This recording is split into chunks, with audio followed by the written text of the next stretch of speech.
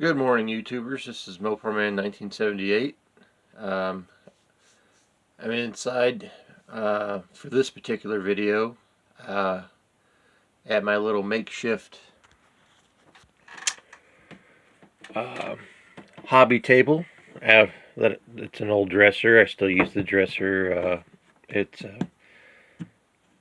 one that I use for my clothes, but the top part was pretty rough, so I use it for my small little projects, little hobby stuff I got to do, whether it be working on a model, or just little circuitry stuff, little soldering stuff. When I can't do it outside, I got to do it in here under the light, so on and so forth.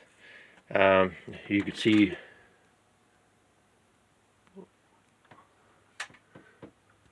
welcome to my little miniature shop indoors. You can see all the different stuff in here. Robert E. Lee. Got the hula girl. Different stuff like that. But anyway, took the steering wheel off, took it apart. I'll be doing a however many parts it takes to do kind of restore this factory steering wheel.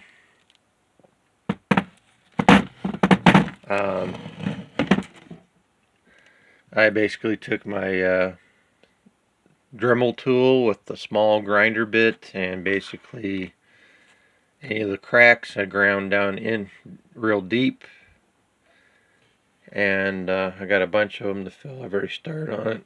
Excuse me. Got one that goes all the way down through here. I got to finish that one and fill this up. There was a couple cracks here. These were real bad. I had to really grind down in there and get them all cleaned up. And after I ground everything, I took my little shop vac and compressed air and blew out all the little hairline cracks down in here and all the way around and whatnot. Looked at all the different videos on YouTube, whatnot, to see what they were going to do, and the products out there, the kits, the repair kits. Of course, maybe like at some of your guys' channels out there, just like mine, we're all about low budget, working with stuff we got, stuff we can find that doesn't cost an arm and a leg. Kind of went over stuff that you can use, and I got a lot of bad reviews online about reading about using JB Weld products, including the plastic weld products. It's a two-part epoxy.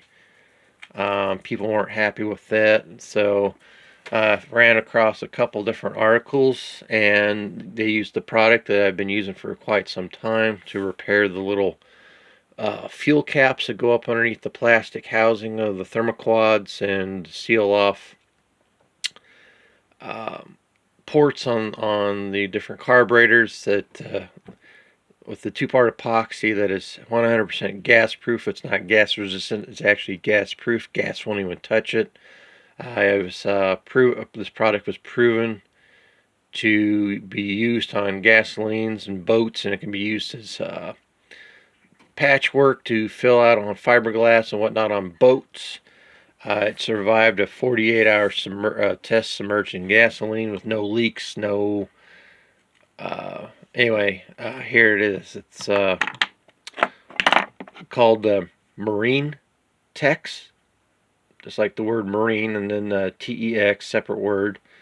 Comes in a white box with red and blue lettering on it.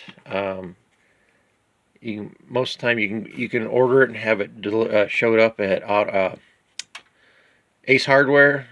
Most of the Ace Hardware stores don't carry it in stock. Some do. Ours didn't in the Branson area. I got this off of Amazon. I think like 17 bucks.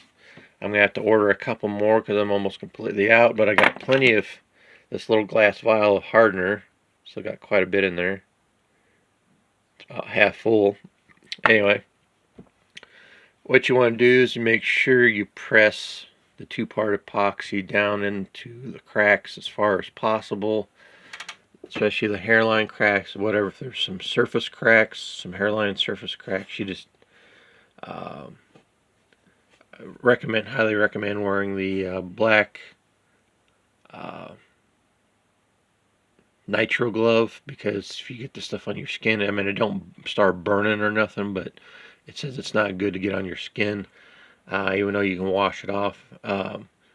It's really sticky, and it likes, you gotta be careful because it smears and it will get on everything. I already got it on one of my old ratty work shirts for working out on the vehicles and stuff, but anyway, the just rub the epoxy back and forth and get that epoxy worked down in the hairline cracks.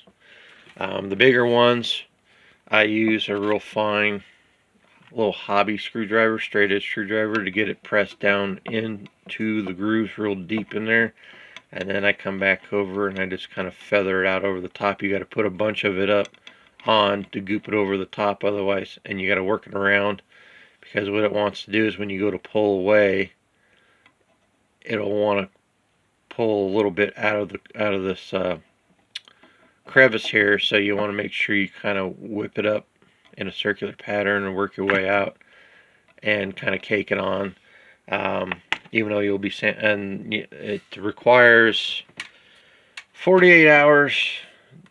After 48 hours, it's fully sandable, just like Bondo.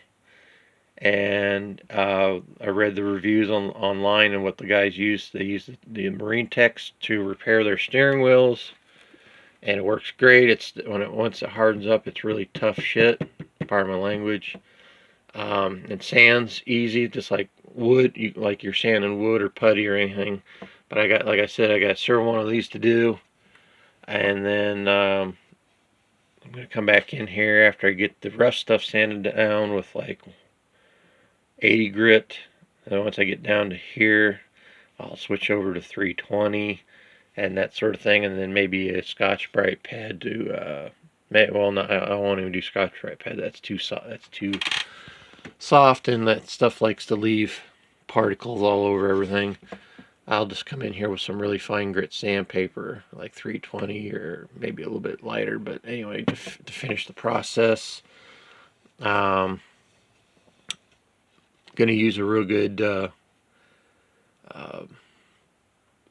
primer, paint, and then I'm gonna buy a real good can of automotive urethane clear coat and go over this thing really good. But anyway, stay tuned for this video. Hope you enjoyed. Feel free to post comments below. Subscribe, it doesn't cost you anything. Until next time.